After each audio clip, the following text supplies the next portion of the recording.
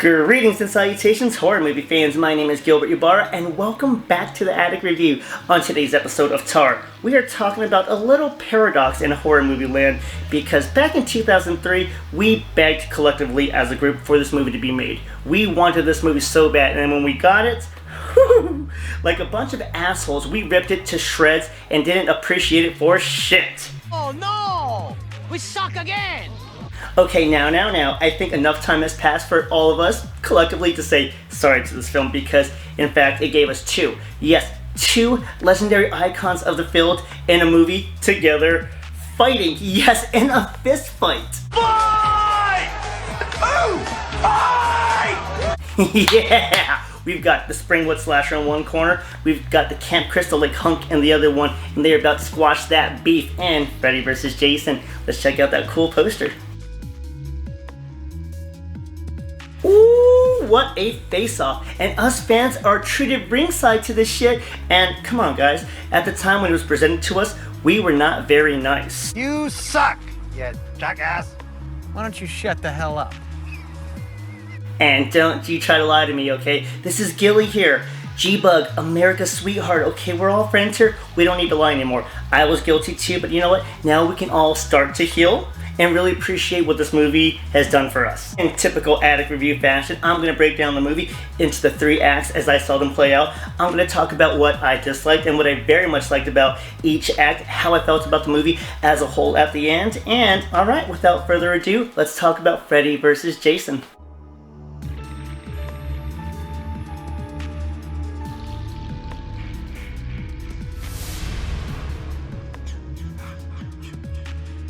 We are warmly welcomed with a New Line Cinema logo, a little bit of Elm Street, and some sprinkled in for some good measurement, as we are welcomed to a Frederick Krueger 101 course as we see the Springwood Slasher's dickhead exploits all throughout Elm Street and why he was put forcefully into an unwanted retirement. Children who gave me my power. The Springwood Slasher. That's what they called me.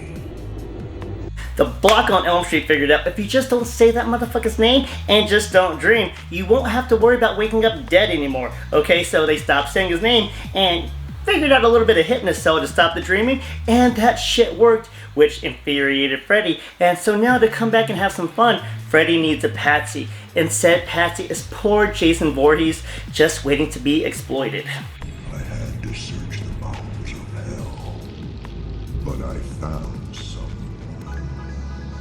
someone who'll make 'em remember.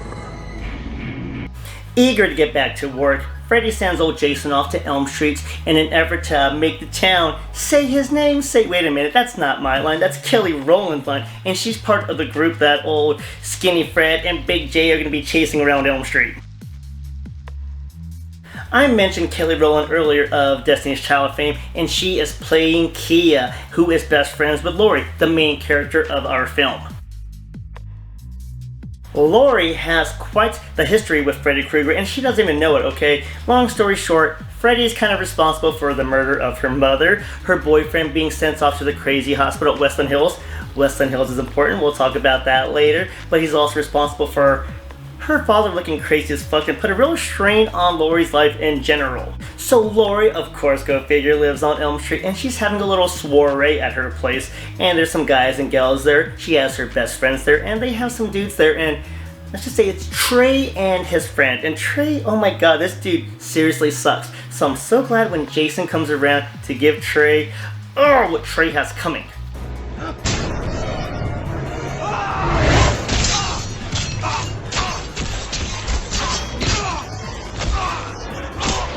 Yeah, seriously. Trey, you want any sympathy from me, you look in the dictionary between shit and syphilis, because you had that coming, and I'm so glad that Jason chose you to make his big splash for the town to start being scared again.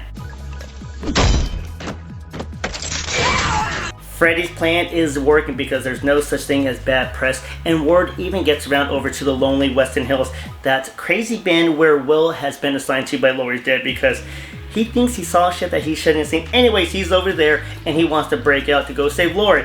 Him and his friend go over there, make shit 10 times worse by really saying Freddy Krueger's name and sending all the high school kids into a panic. But when they're in a panic, you know, it's time to throw a party. Why not? Yeah, let's fucking rage!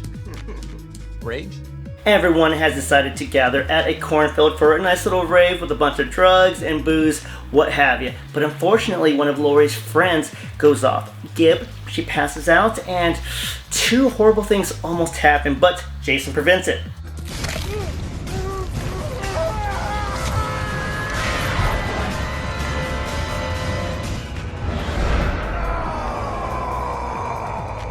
So Gib is unfortunately almost maimed by Freddy in the dream world, and then in the real world is almost assaulted, but Jason puts an end to both by taking Gib's life. So he kills her and the assailant. Yeah, fuck that assailant, but she gets killed and is mercifully pulled out of the dream world, which pisses Freddy off. And now Jason gets to end Act 1 and a glorious, glorious, glorious murder melee.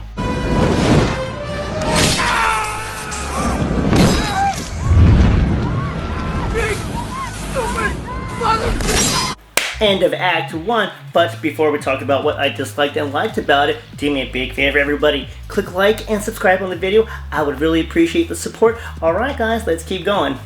Act 1 dislikes. The acting is abysmal. It sucks because the main actress even stated that she hated the script and only took the part because she wanted the money. The actress portraying Gib also had issues with the director because he pulled a sleazy move and was trying to go back on her no nudity clause. So there was tension there, and all around in the first act of the movie you can just feel that the acting wasn't top notch. The other thing I didn't like about Act 1, or actually for the rest of the movie, is their choice of like editing techniques. They had some weird shit there where they had like, I'm not sure if it was sped up or slowed down, but some of those like sequences seemed more appropriate for a weird cheesy music video, not necessarily a horror movie starring two icons. Alright, so what did I like about Act 1? I've got to say, they hit me with the blue hue, and anytime a movie does that, I love it. And this movie did a great job because there's times where they showed Freddy Krueger in like a bluish hue, and I was like, oh shit, that works out pretty well. So I like the color scheme of the movie. It just felt nice and homely for me. The other thing to appreciate about Act 1 is just the presence already of Robert Englund and Ken Kissinger.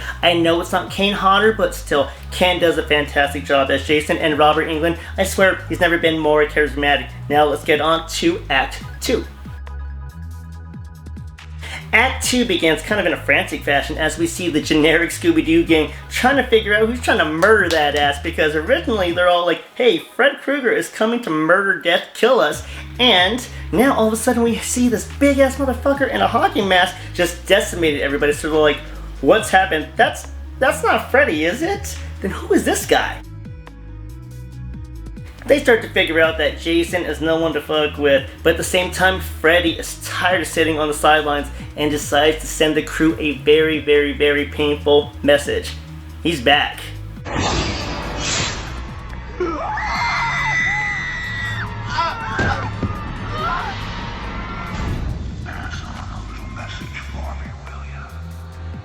Message very well received. The group collects together again. Will, Kia, Laurie, some weird cop named Stubbs. They all get together and try to figure out, how do we end this? Okay, dreams. We gotta stop the dreaming. But before they figure that out, Laurie has like a really incestual encounter with Freddy, and then they figure out the key. We got to get that hypnocell, dog.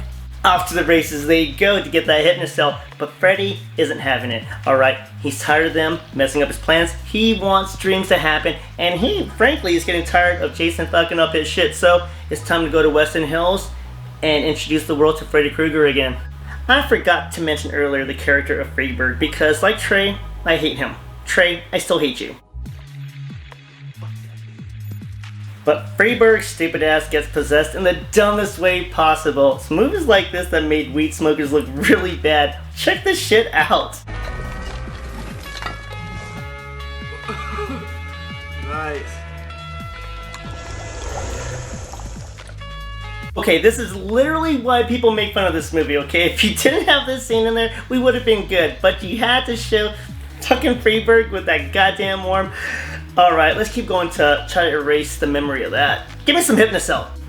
I don't even know if Hypnocell works for that, but it doesn't matter because it's all thrown down the drain, and then Jason's big dumbass gets put into a coma. However, the Scooby-Doo gang figure out, we need the lesser of two evils here, alright? It's either going to be Freddy, that psycho in our dreams left and right, or this big dum-dum. Let's go for the big dum-dum. Let's get him back on some maybe home turf and get him ready to fight. Now that the Whack Pack has chosen their dog in the fight, they get in the van and usher us into Act 3. Now, before we get into the pros and cons of Act 2, do me a huge favor, please, and click like and subscribe. Tell a few friends. Alright, let's get into my pros and cons of Act 2. Act 2 was essentially plagued by the same issues as Act 1. More bad editing and more just bad performances, especially by Kelly Rowland. I know Destiny's Child was huge at the time, but that was really fucked up, making us endure that shit, and something we really wanted to enjoy and just give people some fodder to make fun of. We could have done without her. Another big thing is that I know both franchises respectfully have jumped the shark. However, that Worm with Freeberg, he gave people fuel for the shit-talking fire that people were already looking for. Didn't need to do that, and I wish that that scene could just be deleted and we found another way for Freeberg to be exploited by Freddy. Now, what did I like about Act 2? I think one of the greatest unsung heroes of Act 2 is its storytelling, and actually the movie itself, because after like 17 or 18 different scripts that were presented, after they finally condensed it all into one, we were given a script that wasn't overcomplicated or oversimplified. It tied in both storylines together naturally, and honestly, it doesn't get enough praise for what it did. What I truly appreciated about Act 2 was its fun sequences. That one part where Will's friend from the asylum, he gets torn apart as Freddy's making his message to the crew. That was a great scene. The other sequence I really enjoyed in Act 2 was when they were in Weston Falls. Yes, we had to deal with that shit show of the Worm and Freeberg, but we got to see this really cool scene, of course, in my favorite blue hue, where all the kids kind of came up from the coma, and it was really, really neat to see. So I really liked that part. Okay, now that I'm done talking about what I liked about Act 2, let's get to the fucking fights, alright? Let's get to Act 3. If this is your first night at Fight Club, you have to fight.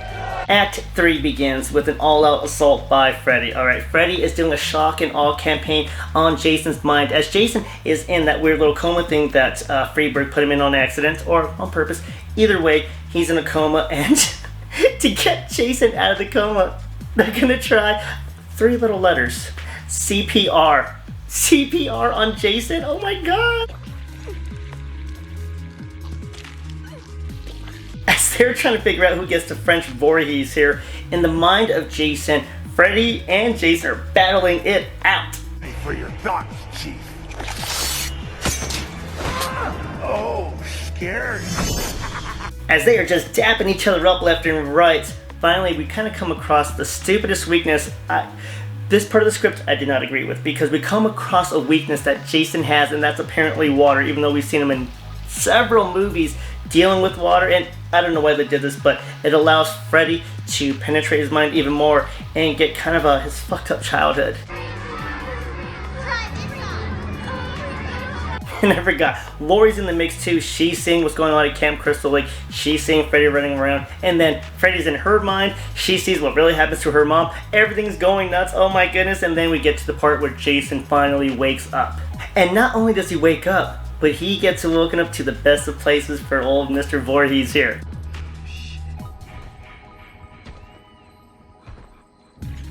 Now that Jason's awake, Freddy actually gets pulled out into the dream world, and oh my god, it is time for a real life pummeling. Now, just the clash of fighting styles is wonderful to watch, because we've got the smaller Freddy doing like the E Honda 100 slaps left and right.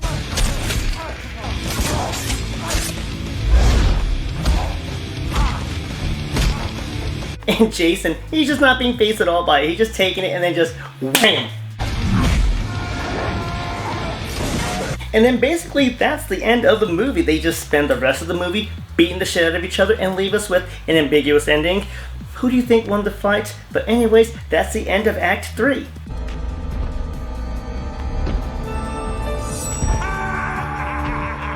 So what did I dislike and like about Act 3? What did I dislike about Act 3?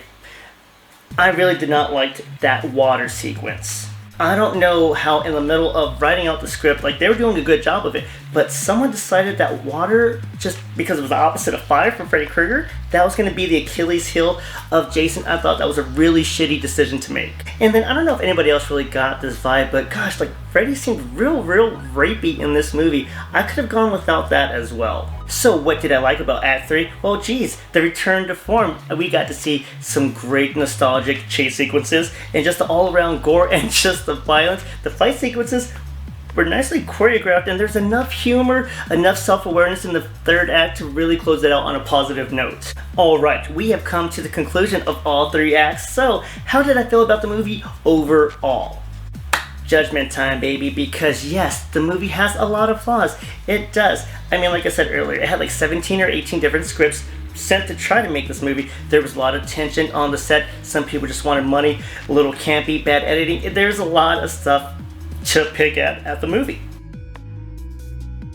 But I think the main thing that we all forgot is its heart, okay? This movie was given to us out of love. Yes, I'm sure the studios were fighting and they just wanted to make the most money. Sure, but ultimately, horror fans, we got what we wanted. We got 2 legends on the big screen and fighting. I mean, what more could we ask for?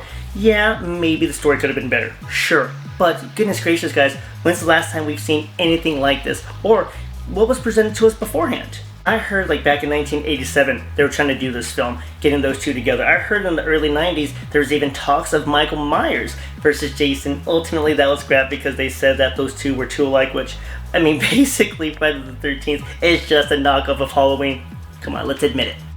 Honestly, everyone, Freddy vs. Jason is a beautiful love letter written to us horror fans that we should read with more admiration than we've been doing.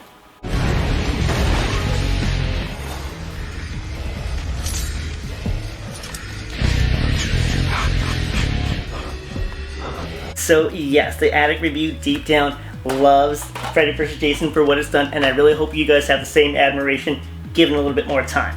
So that ends our talks about Freddy vs. Jason. Everyone, thank you so much for your time and for talking horror movies with me. Please click like and subscribe, and I can't wait to talk about the next movie with everyone.